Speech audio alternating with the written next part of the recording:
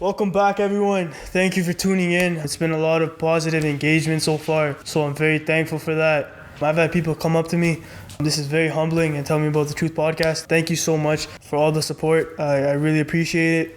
For any sponsors that are trying to sponsor us, I'm sorry if I'm not replying to all your DMs. We have gotten a lot of people trying to reach out, be long-term partners with us. However, there is a certain requirement that we are choosing in order to fulfill our partnerships with other sponsors. So yeah, if we don't get you right now, we will consider you towards the future. Thank you for all the support. Thank you for reaching out. Thank you for all the sponsors. It means a lot. If you would like to sponsor us, hit us with a DM and we might be able to work something out. Introducing today's sponsor, Cantrell Homes. At Cantrell Homes, we're creating futures every day. They are creating homes a lot in Yeg, so go check them out. They will definitely be willing to help you out, and maybe you'll buy your first home from them. Thank you, Cantrell Homes. Thank you, guys. Yeah, enjoy the episode.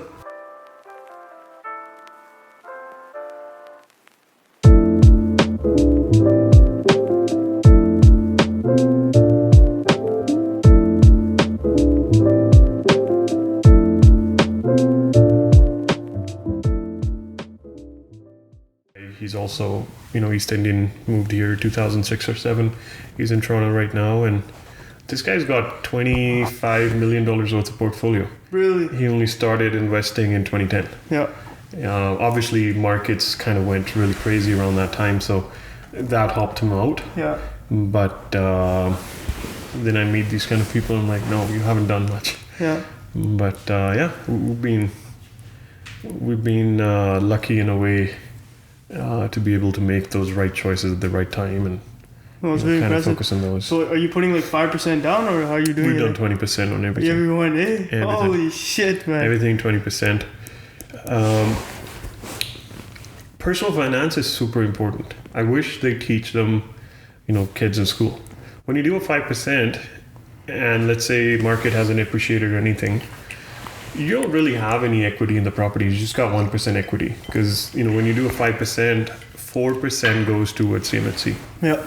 So you own 1% of the property. Which is horrible. Yeah. Once you do 20%, then it's you've got 20% equity. Fair game. Yeah. And that's why personal finance. If you go look at the Greek meaning of mortgage, it essentially means gate to the mark. Yeah. So that entire concept has been built around us that you would always have a mortgage.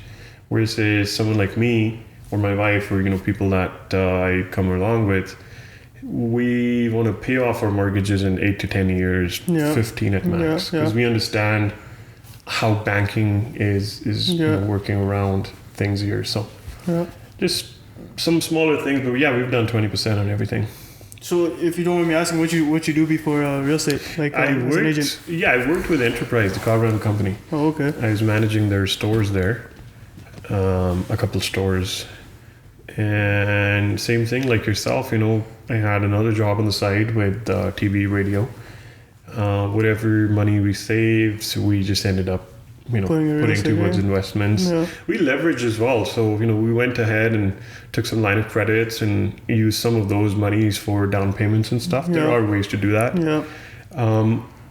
It was a big risk. Oh, 100%. But it was a calculated risk. Yeah. So some of those things kind of, again, helped do it and 10x'd a lot of things for us. Yeah. Because when I was first looking for a property, that's what everyone told me. They're like, 5%. Maybe you can even get a cashback. And I was like, okay, this is great. Yeah. Buy a property for nothing. Yeah.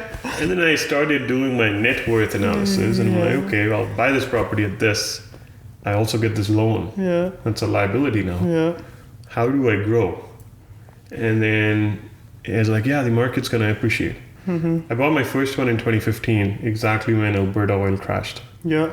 Right. So I could already feel that there's no appreciation coming in. Yeah. So I got to figure out what to do. And that's when it was like, 20%. We got to go 20%. And that way, at least we got some equity in the property. We are saving off on different fees and things. Yeah. Funny enough, if you do a 5%, your mortgage is easier than if you're doing a 20%. Yeah. Doesn't make sense to us normals, right? Yeah. The reasoning is, or at least what the banks give is, if you're doing a 5%, you're insured. or they're insured through CMHC. But if you're doing 20%, then you're not. Yeah. So yeah, a lot of those things, I call them tips and tricks. Yeah. They're really education. Yeah. It's there for everyone to kind of get in. It's really up to them. No, 100%. I hear you, man. Like personally, I think 20% is the way to go too. Totally. Like for my property, I put 20% as well.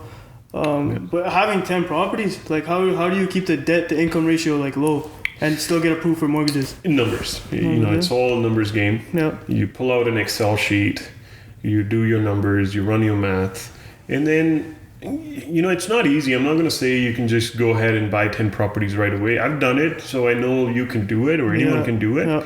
But you got to work for it. No, 100%, man. Right? You got to plan out. 100%. You got to see how your numbers are going to align. This Tesla out there is my first brand new car ever. Yeah. I've been driving cars for 10, 12 years.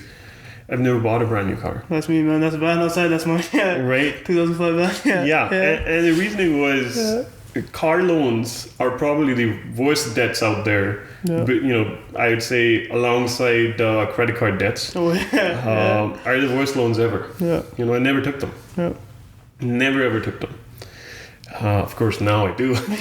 But that's how the debt to service ratios and all of that stuff we were able to control. Yeah. Same with some of the other things. We would just use debt to buy assets versus have debt just to fund or finance our lifestyle. Yeah. So credit cards are always paid off. That kind of helped on.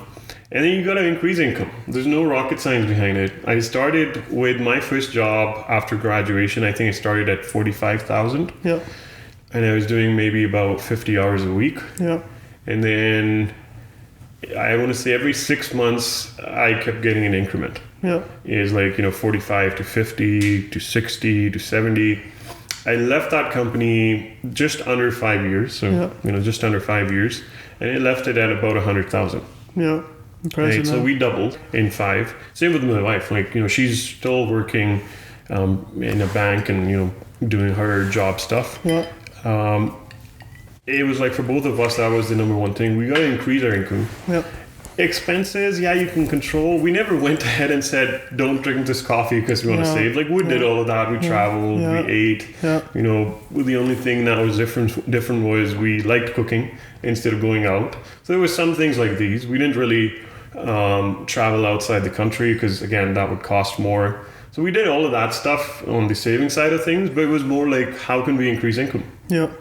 And when you get into some sort of a cash flow producing side of business, be it rentals, be it dividend stocks, or whatever that kind of makes you money while you sleep, you don't even realize that you are building up another person just like yourself who's going to go out there and make money for you. 100% hear that. Yeah. The only difference there is this imaginary person's never going to get tired. Yeah. They're going to keep making money. Yeah. You essentially are just helping them with down payments. I call them little seeds. You're planting these seeds which would grow into big trees that would give you fruits forever, as long as you want them. Yeah. Right. So those were some of the I want to say thinking or logics behind when we were starting on these things. And then debt to service ratios, that's just an Excel sheet. You can go in and fill them out. Yeah. You'll get what you can afford. Yeah. Easy peasy stuff is what I call it. Yeah. You got to know the right people as well. That was another thing. Yeah. I definitely went on and met a lot of people that I could learn from. Now, these weren't people that would necessarily just service me. I didn't go to mortgage brokers or other realtors or people like that. I actually went to people that were doing what I wanted to do. Yeah. These were real estate investors, these were flippers, these are wholesalers in the real estate industry. I didn't really go to builders because, again, that side of things, you've got a sales and a service side of things in there. Yeah. Of course, now things have changed. Even if you go to investors, they have their own coaching programs. Yeah. So they do want to, pitch on their coaching. When I started in 2014, 2015, there were a lot of people that would give you all of this information, share their stories, and not expect much in return. Yeah. It was literally like people sitting down and having conversations and not really expecting anything in return. Yeah. So that's where, when I said that we got a little lucky, I think the timing was right. Right now, because everyone wants to be an investor, then there are Very so many popular. shops out there. There are so many people that want to show you how to invest and, let's help you be a real estate investor kind of a thing. We didn't have that kind of stuff back then. Yeah. It was purely knowledge-based conversations where people wanted to grow together. Yeah. So that's pretty much story, the journey there, and No, super cool, man. I appreciate your journey. Just like you, I was working 2 jobs, 60-80 hour work weeks to begin with. At the first point, I was working 3 jobs at one point. Yeah, it got harsh. I used to go to bed for 4 hours a day and then back to the schedule. Like, my body used to shake going to bed. It was very bad in the beginning, but I was yielding a lot of money, saving. That's how I did put 20% of my first property down, right? Yeah. And then going back to like yielding as far as an investment, I never knew how high like it actually yields until you actually make a big investment. Yep. It's like someone else working for you. Like that's a good analogy to put it. Yeah. Yeah. Even me quitting my job was based on the same analogy. It was like I was doing 100,000 in income at my job. Yeah. Paying roughly around 40-ish% on taxes. A lot of tax, right? Yeah. I said to myself, if I can cash flow somewhere around there, my after-tax income, I'm going to quit my job. Yeah. Simple as that. I'm going to replace myself with an imaginary person who's actually making all of that money. That way, I would be free to do and explore other opportunities. Yeah. Right? Job is like a drug that they keep giving you, in form of your paychecks every 2 weeks. It's an addiction. If somehow you can convince yourself that you don't want to be part of this addiction and do something on your own, be it self-employment, being an investor, starting up a different kind of a business, like whatever can take you away from your bi-weekly paychecks or monthly paychecks, you got to think about it from now itself, and then try and get to that point whenever you can. This is something that I've changed over the years. I used to say do it now. I think there's certain things that I've realized, do it when you're comfortable, but do aim for basically getting out of that 9 to 5 job, because essentially they're just they're going to make you an addict to those paychecks every 2 weeks or whatever it is, right, that you're getting in return of your services. No, that's very nice, man. I love hearing your story. So I just got a couple of questions lined up for you. Let's see how you answer these. I'm excited to hear. You've already taught me a lot. I love it. It's a good way to start. I'm happy to be here, man. Yeah, thank you, man. Thank you for coming on, man. Yeah, I'm humbled, man. Thank you, man. Appreciate that. Yeah, so describe a time when you failed at something. How did you recover? I failed so many times. Yeah, I feel that. That when I was thinking about this question, I wasn't sure which one to bring up and talk about. Yeah. So I thought, I'll give 2 or 3 different scenarios. Yeah. I failed in school twice. Yeah. I failed in my 2nd grade. Yeah. And I look back at it and laugh at it and I'm like, who fails in their 2nd grade? Yeah. Right?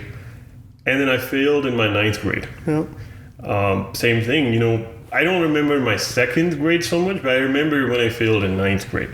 It was horrible. I failed, I think, in science or something. Yeah. And my dad is a math and a science teacher. Yeah. So for me, that time was pretty tough. 100%. Right.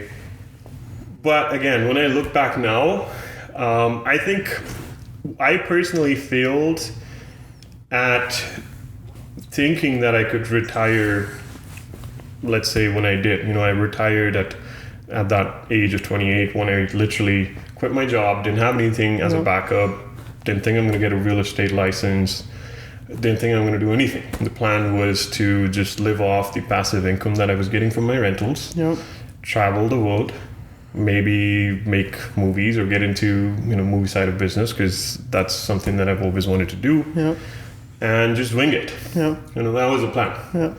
So I quit my job. I had really massive paychecks, last 2 paychecks. They were massive. There were some, whatever you call them, I think it's called a DPSP program and whatnot. So I got a good chunk of money. Yeah. And I was getting cash flow from all my properties. So this is 2019 February. Yeah. And that entire year, I didn't do anything. Yeah. I watched Netflix. I watched a lot of YouTube videos. I read a lot. But why I say it was a failure was year 2020, COVID happened. So that 2019 kind of went into 2020. And again, I did have my license by then because, it's like, at least you get a license and sell your own properties if you need to. Yeah. That was the entire motivation and intention. And then when 2020 happened, I was basically, let's say, winging it, and I was taking things for granted. You should never take things for granted. Yeah. So when this happened in 2019, me quitting my job, 2020 COVID hit, I just couldn't handle the stress of actually not going and doing anything productive. Mm-hmm. It just was, and there was this entire FIRE movement, financial independence, retire early. I got introduced to this maybe in 2016, 17. Part of the reason why I got into real estate investing. Yeah. I'll give it a little crux. Essentially what you're doing is you are aiming to retire at 35 or 40 instead of waiting till 60. Yeah. And you're doing that by essentially calculating the amount of expenses you've got per year, times that by a certain number, and having those many savings in your account. Yeah. Let's say if you've got 40,000 as your yearly expense and you're getting 4% return a year, you were trying to save $1 million in your bank. Yep. You get 4% return, you're good. You don't really need to go work. Yep. So that's what I was trying to do, right, at 28, 29. And that just took me to this void that I just couldn't fill. Yep. Is, right, literally, my wife was still working, so, it's not like we didn't have, financially, we were fine. Yep. It was absolutely nothing wrong financially. But mentally and physically, it was like I just could see myself going into a big damn hole that I didn't know really how to fill. Yeah. It was literally, you're just aimless essentially. Yeah. So that was something that I would call probably the biggest the biggest thing that would have happened, and getting out of it was, I would say, pretty systematic. Yeah. I didn't really do much to get out of it per se. It wasn't like I was going out to start working again or looking for jobs. I didn't do any of that. Yeah. I did question my intentions of thinking about retirement and then actually taking the step of doing that. It was more like questioning my intentions in doing that. Yeah. All of that took me to, again, a lot of overthinking, a lot of, almost to the I don't want to say mental illness. It was pretty damn close. Yeah. It was like, you did so well. Yeah. And now you're here and you don't know where to go. Yeah. So coming back was pretty much, took a little bit of time. Then once I figured out my intentions, once I figured out that, hey, listen, you've done this before. You've failed so many times. Yeah. You come out again. And this wasn't a big deal, doing it at 28, 29 and then saying, listen, I took a year-long break. I'm going to go back to work. Then it was more just putting yourself back to habits. Because, again, that was never the plan. The plan was to do something worthwhile. Yeah. And around that time, with NDP's Jagmeet Singh coming in and socialism and all that stuff, I also started feeling bad with me making money off rentals. Yeah. It's like, man, why am I making money out of this rentals? Yeah. I wouldn't increase the rents on my renters because I was like, yeah, it's okay. Yeah. I'll even waive off rent for them. So it was more to do with me and my intentions that needed to be sorted out. So it was a big failure. Yeah. Right? Because I've never felt like that before. And then coming out of that, once my intentions, so I think that's the big picture here too. You got to figure out your intentions. Yeah. It's not really the failure itself, it's your intentions. Yeah. Did you intentionally want it to fail? Yeah. You know, you may think that, no, who intentionally wants to fail? But once you start digging in, if you don't study and you fail, well, you didn't study. Your intentions weren't to study. Yeah. Right? Yeah. You weren't successful in being, let's say, you know, me, my background being a realtor. Yeah. If I don't become a realtor or a successful realtor and I failed at it, it's because I didn't do enough to go in and, you know, do more stuff for being a successful realtor. So you got to figure out your intentions first. You know, you got to question yourself first. Then you look at the external factors. And that's when you go out and be like, hey, listen, I did fail at this. Yeah. I know I'm feeling low. I know I'm feeling down. How can I control things that are in my hands right now, today? Yeah. You know, you start building it up from there, ground up. Next day, you know, the day after, the week, the next week, the months, you start planning it out. Yeah. You got to keep pushing yourself out to get out of that failure and you know, come out stronger out of that failure. Yeah. Because this will happen. A lot of times we actually spend a lot of time thinking about why we failed. Yeah. Right? Instead of, you know, figuring out how can we actually get out of it. Yeah. So once the intentions were done, then it was like, okay, let's start pushing ourselves out day in, day out. Yeah. I did a lot of self-improvement stuff. Yeah, I was telling you about my Instagram bio. Put in 4 a.m. club on there in my bio. Yeah. I was listening to a podcast and like, yeah, you need to start waking up in the morning. Yeah. And then there was another person who said, our humans can wake up at 3:30 in the morning. So I started waking up at 3:30. That's impressive, man. It was literally 3:30. You know, I'd wake up. Yeah. First few days I needed an alarm, and then from there I was like, yeah, 3:30 I would wake up. So I put down, you know, 4 a.m. self-improvement and all that stuff.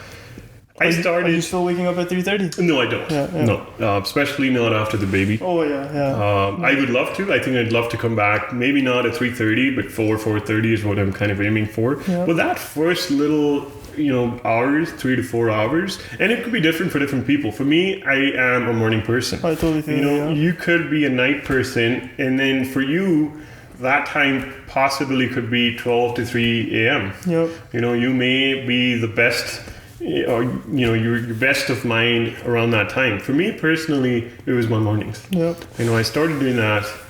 I did a little bit of meditation. I listened to a few podcasts. Yep. I watched a few YouTube videos. I went out to work out, took my dog out for a walk. I did a lot of that stuff to first make myself mentally stronger. Yep. Right? Once that was done, the actual physical stuff to do, anyone can do it. You know, we all have the tendencies to do that stuff. Yep. We just gotta get our right nutrients and, you know, our right, let's say, whatever chemicals we need in our brain, in our mind. Once we've got those, then the actual physical work's fairly easy to do, in my opinion there. Yeah, no, I completely hear you. So, is there any habits that you can recall when you did try to recover that you would be doing? Like, let's say the 4:30, waking up at 4:30 in the morning. Any other habits? Keeping a journal. Yep. That was important. I have been a big fan of, you know, vibes and energy and all of that stuff. I feel like if you are trying to attract all positive energy around you, or, you know, manifesting whatever you're looking for, writing it down, reading it aloud, all of that is somehow, you know, helping you with your mental strength. Yep. You know, once you start doing all of that stuff, you know that you're going to make progress. It may be slow. Yep. You know, another thing that I remember as a habit is, I'd say this maybe once a day, pretty much, you know, somewhere or the other.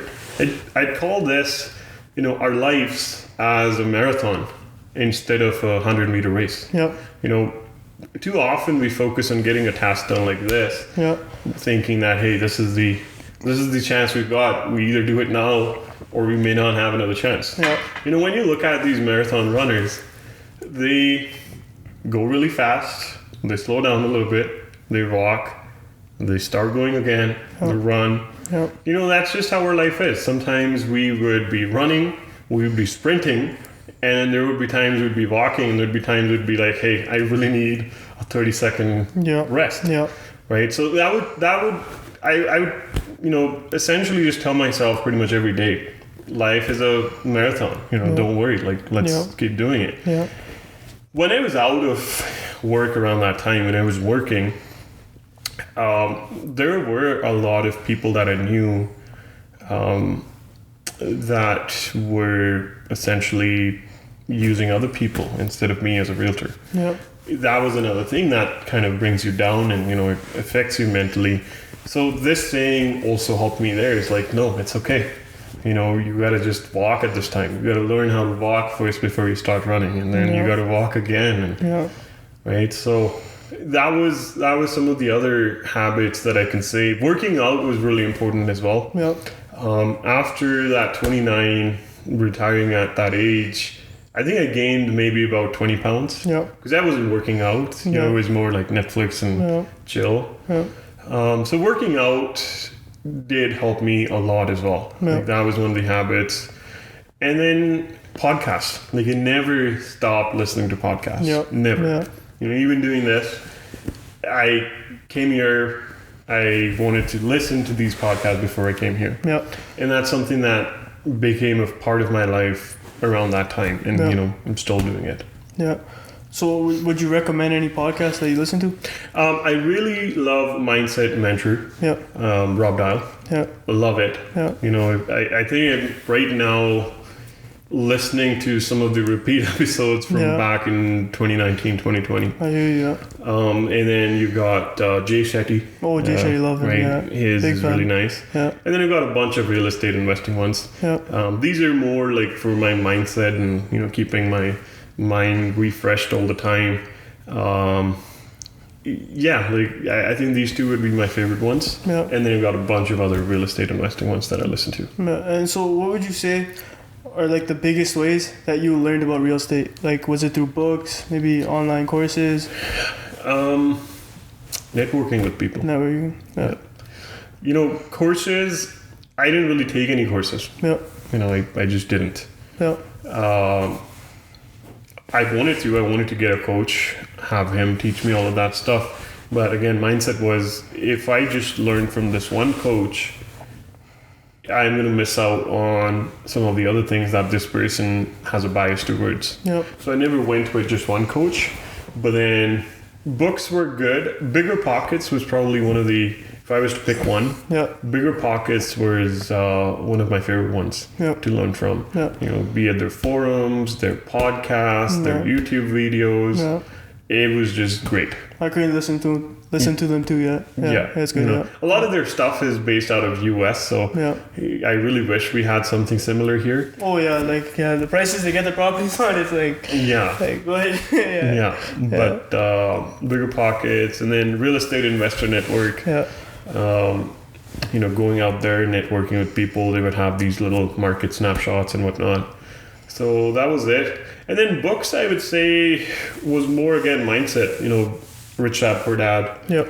And then I think a couple of years back, I read the Why the Rich Are Getting Richer with the same author. Yep. And then recently, I read the Atomic Habits. Yeah. And then,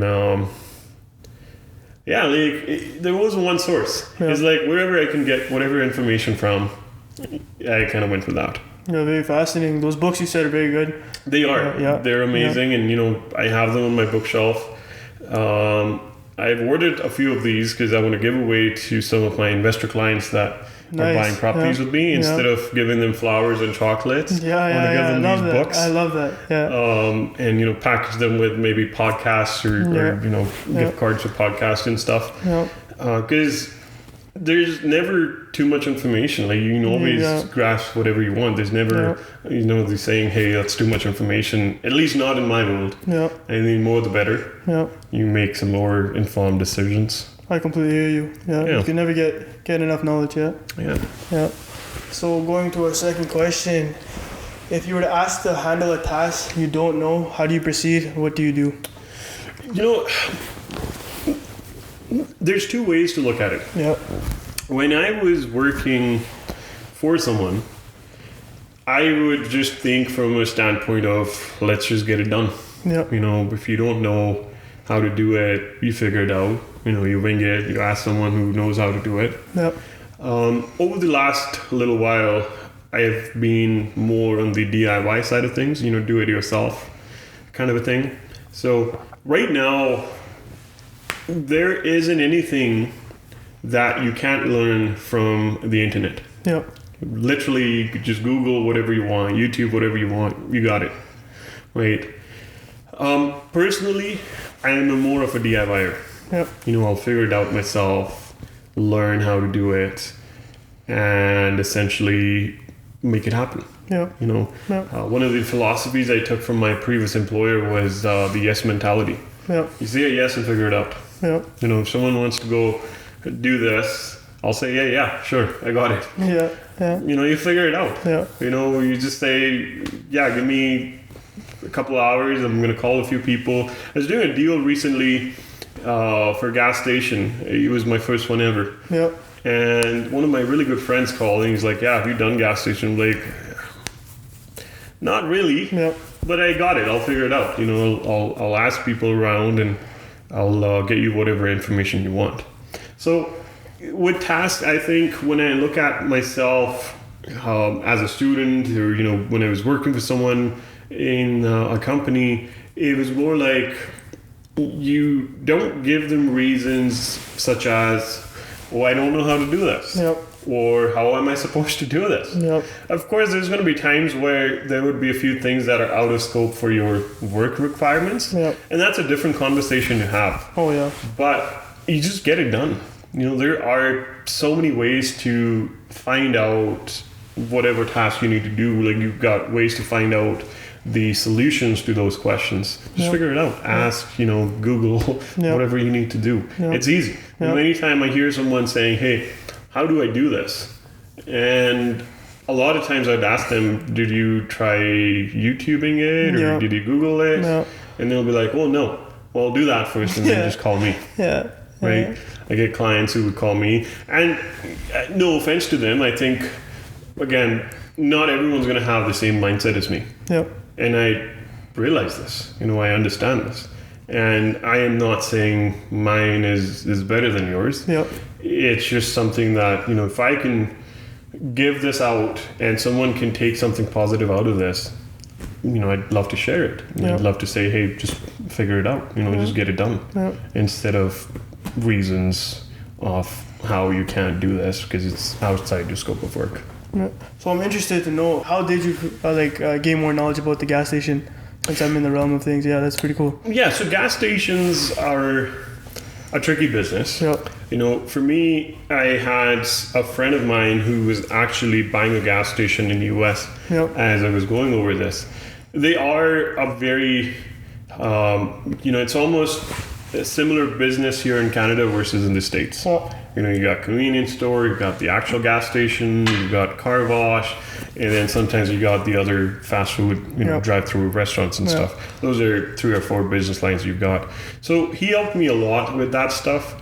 And then the other thing that I did was I pulled up the list of all the gas stations we're selling. I emailed these guys, said I've got a client who is interested in looking at your financials. You know, so all of a sudden I had, you know, you got to fill out NDAs. They're not going to give it to you. Yep. But I had information for, I think it was 8 or 9 gas stations in the entire province of Alberta. Wow. And I'm like, yeah, give me all of this information. Yeah. And then there's other tools we've got where we can pull up whatever sold in the last 10, 15 years in gas stations in Edmonton. So there's a lot of information gathering.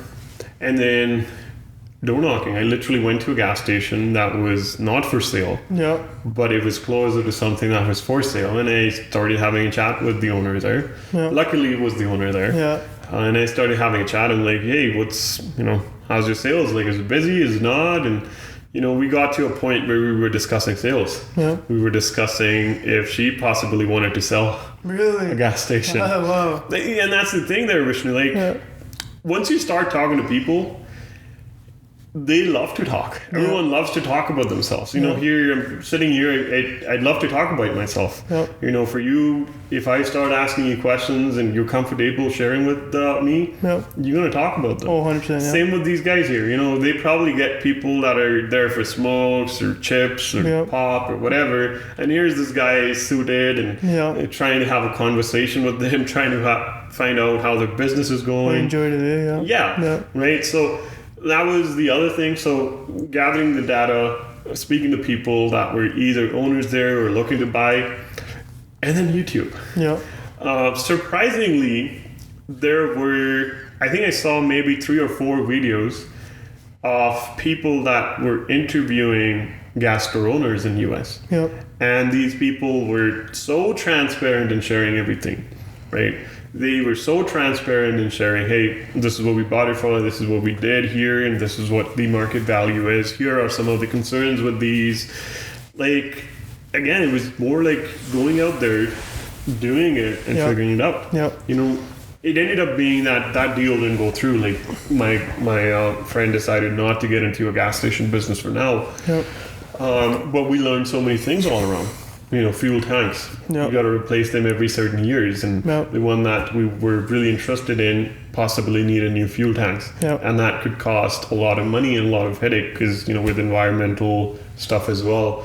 So it was a good learning experience. You know, if someone calls me today and says, hey, I want to buy a gas station or I want to sell a gas station, I'm very confident to be able to do that now. Very neat, Right. I exactly would know what we need. Of course, I'm going to go around and, you know, ask questions to people that I wouldn't have answers to, but I'm more confident. Whereas before, I just, you know, it was more like I'll figure it out. So I'm on to the next stage where I know a few things already, or a lot of things already, and then the rest I want to figure it out again. You actually just gave me some really good ideas.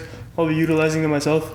I never thought of searching it up on YouTube, like breakdown of gas stations. That never crossed my mind. So here's something. Google is the largest search engine on the planet. YouTube is owned by Google. And Google itself is saying YouTube is going to be the largest search engine in the world. That's crazy. Right? That just blows my mind away. You know, we are still not used to seeing the potential of YouTube. But in the next 5, 10, 15, 20 years, I think we would be at a stage, and, you know, even podcasts, but when we're talking about YouTube, when we look at it in 15, 20 years, I think YouTube has the potential to replace our textbooks in college. I think they may be able to. That's very cool, Right? We could literally learn from... Of course, there's other negatives to it if people don't read books, but YouTube has the potential to do that. Like, literally anyone with a camera and a mic could go out there if they, you know, have the confidence and you know, the will to actually go speak to people and put themselves out there, will be able to provide so much content and so much value to people around the world. I think it's just there. So YouTube is huge, and I'm a strong advocate of it. Like, I literally, you know, right from changing a tap to installing drywall, it's like, man, just go watch some videos and you know, see if you can do something. I watch YouTube, a lot of YouTube myself. Very fascinating. Let's go to the next question. That was very well said, though. I love all the steps you took in. I'll be using them myself. So 100%. What's one thing you wish you had known when you began your career?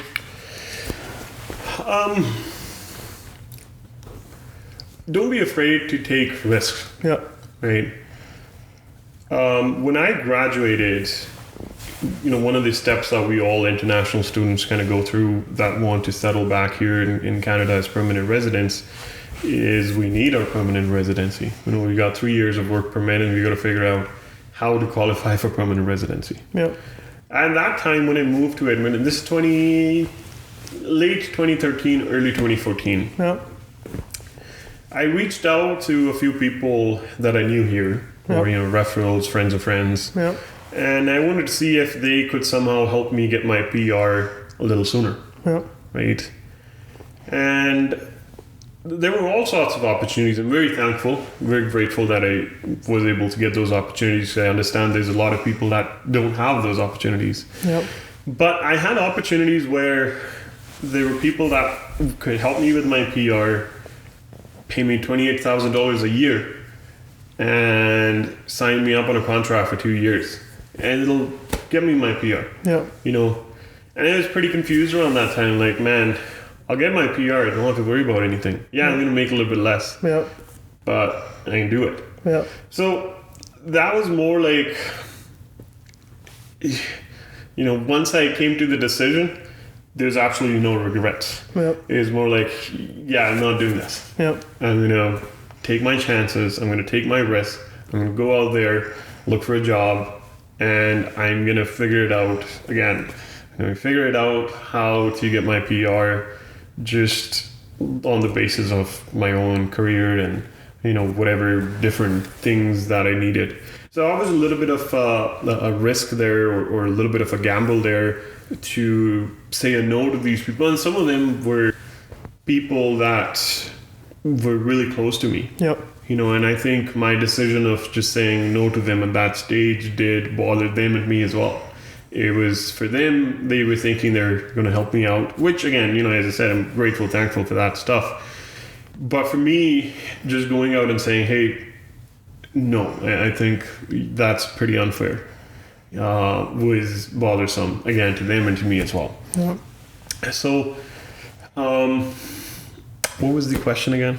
What's one thing you wish you had known when you began your career? Yeah. I was getting carried away there. Yeah, that's all good. I like it. Yeah, I like it. So that was it. Like, you know, taking chances on yourself. Yep. And not being worried about making mistakes. Yep. You know, make your mistakes, take your chances. I think that's what will make that, you know, there's that integrity in you, that wit and will in you. Yep. That's going to come from this stuff. Yep. You know, if someone says do this because this is the best for you, I'm just thinking for you and I'm thinking about you, I want the best for you. And if you feel like, no, yep, this is not, you know, right for me, yep, take a stand. Yeah. You know, no matter what. I've had, you know, I've taken stands against a lot of people that that love me, or I've loved them, and yeah, you know, family, friends. If it just didn't feel right, I didn't do it. Didn't do it. That's good, man. Yeah. Right. I like that. A lot of times you would feel that pressure. Yeah. But that's okay. Yeah. Right. That's okay. Of course, it comes with a lot of responsibilities. Yeah. So make sure you can handle those as well. Yeah. No, that was well said. Can you give me an example of a calculated risk you have taken where speed was critical? What was the situation and how did you handle it? My last, I want to say 8 years or so, or 7 years of being an investor, real estate investor, have all been calculated risks. Yeah. You know, right from the first property to the second to the third to the fourth. Yeah. And speed was something really important. I'll give you an example before I go more deeper into it. I bought a property with 20% down where I leveraged my line of credit. Yeah.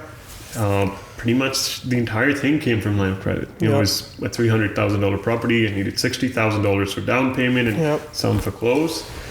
I had maybe $10,000 in my savings. So the $50,000 came in from line of credits, a little bit from my credit card as well.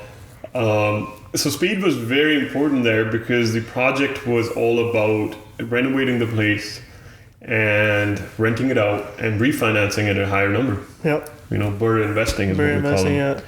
So we had a timeline for, I think it was 3 months or 6 months before we could start feeling the pressure of this new added debt on us. You know, line of credit and a little bit on the credit card.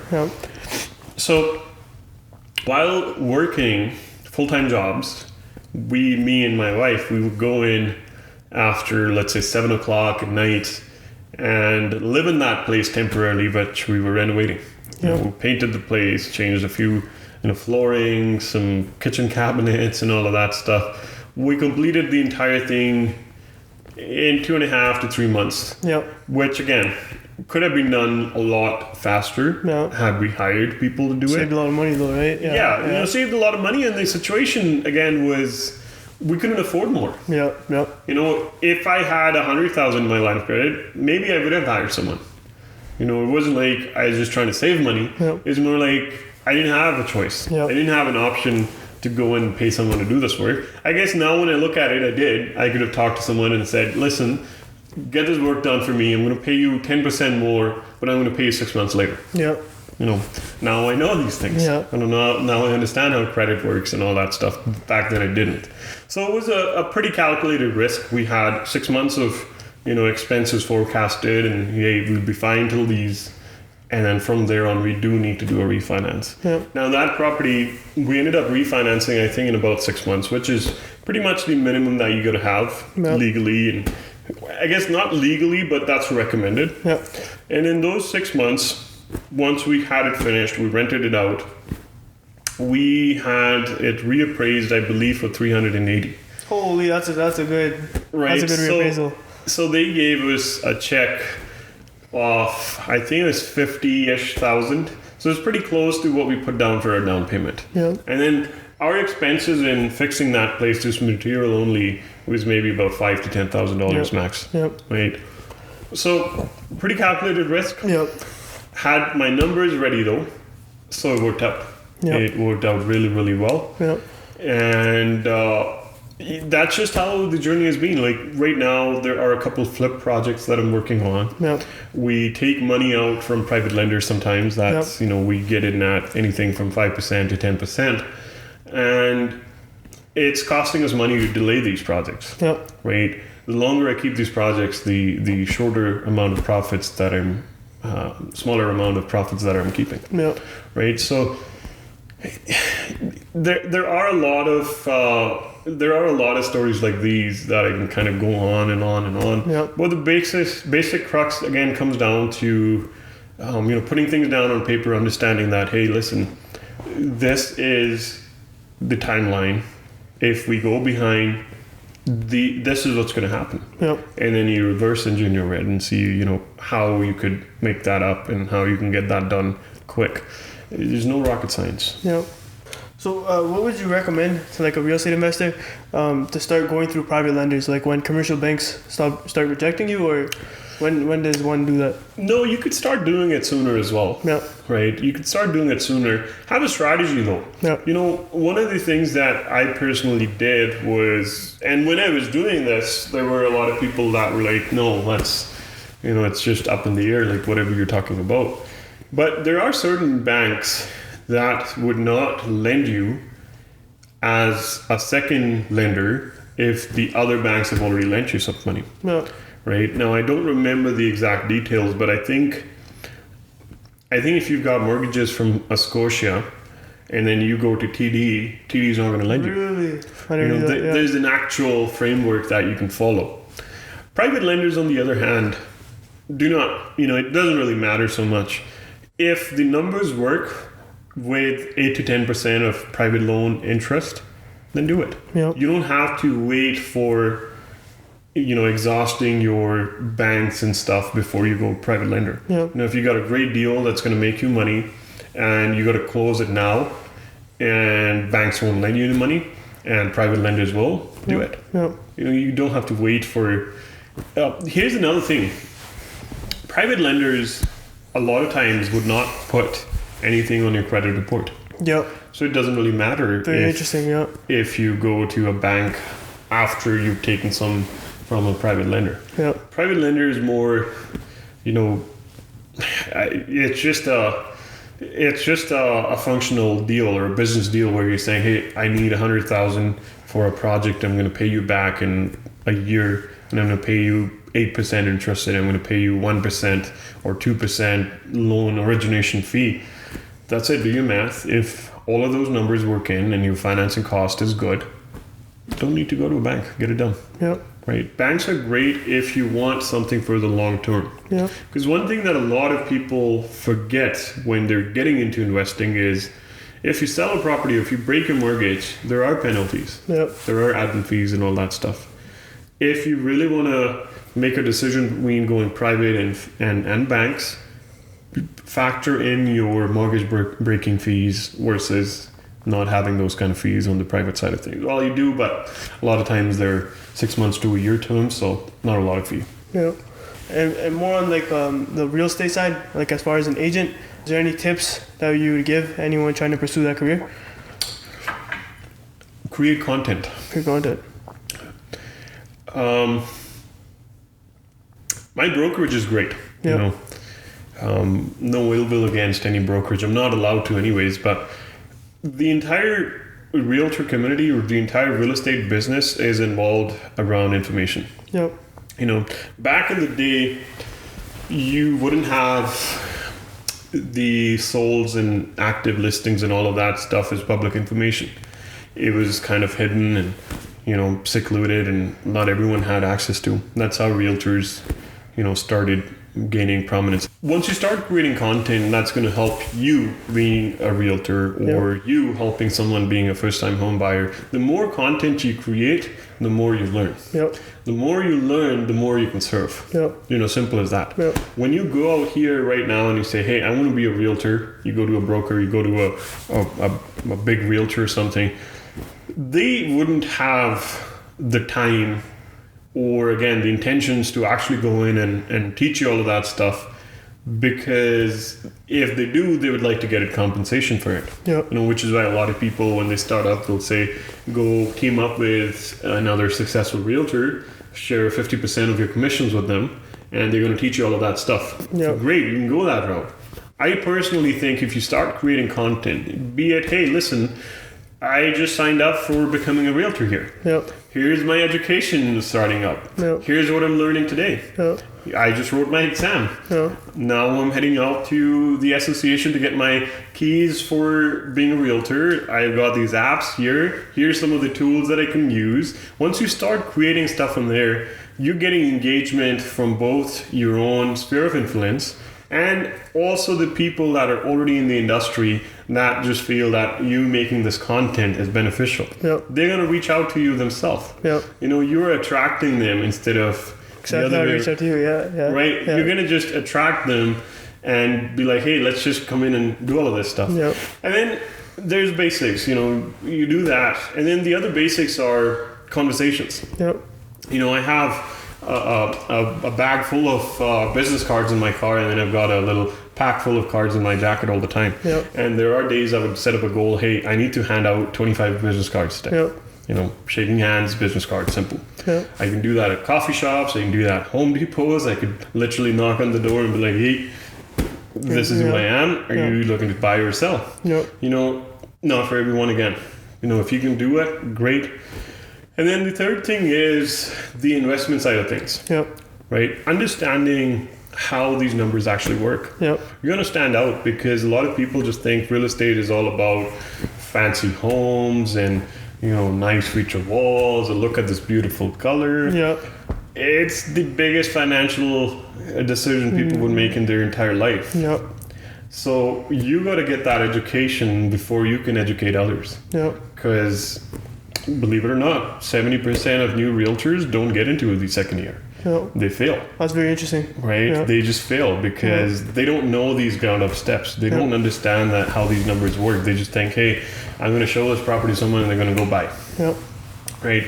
But again, once you start doing these three things, and there's going to be more, but these are good starts. Right? Once you start doing these things, people would reach out to you. They would want to do business with you. They would want to learn with you. They want to come work with you and refer you to others. Of course, there's all of those things. Once you get these clients, how do you actually take care of them is really important. Yep. Are you just thinking, hey, I got this person who wants to buy, I'm going to show them 4 properties, I'm going to get one pending, I'm going to get one sold and done. Yep. Right? I never call them, I never follow up with them.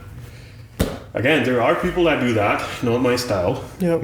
When I look at anyone that I want to help, if I was to go put down a value on them, like a dollar value, yep, I go in and put down a value for whatever they're buying today times 7. Yep. And again, there's data behind that. Typically, homeowners would buy or sell a house every 7 years. Mm-hmm. Right? So if you're in your 20s and you buy a house today, yep, over the next 50 years, you're going to buy 7, 8, maybe 10 homes, yep, every few years. So if I can give you great service, and if I can give you all the information that he needs, be with you, find, solutions to any of your questions, and help you get your goals achieved in real estate, are you not going to use me again and again? Oh, definitely, man. Yeah. Are you not going to refer me to other people? Yeah. Right. Yeah. So that's how I look at it. Yeah. I just don't look at it as a transaction and get it done and out over with. Yeah. Right. So those would be a few tips and advices I would give you if you want to be a brand new realtor today in 2022 and beyond. Yeah. And then so more on the investment side, like acquiring properties, what would you say is a way to start for anyone looking to get into real estate? So again, it depends. I met this person yesterday who said they wanted to invest. And I said, okay, what are you looking for? Well, I've got $30,000. I'm thinking if I can get a pre-construction and if I can make $30,000 from it in a year, that's what I'm looking for. And I was like, that's not investment. You're just looking for speculation investing, right? Yeah. May happen, may not happen. Yeah. What if you don't get 30,000? Well, that's why we're here. Like, tell us where we can get that 30,000 back on our 30,000. I'm like, well, if I knew, I would sell everything. I would sell everything that I own and put it all there. Because if I can double in a year, why wouldn't I? Yeah. Why didn't I work in this industry? Yeah. The truth is that right now, a lot of people that are looking in investing, especially last 2 or 3 years, with stocks going to the moon and increase prices, all of that stuff. People just think that investing in real estate is pre-construction. Yeah. That's not. Yeah.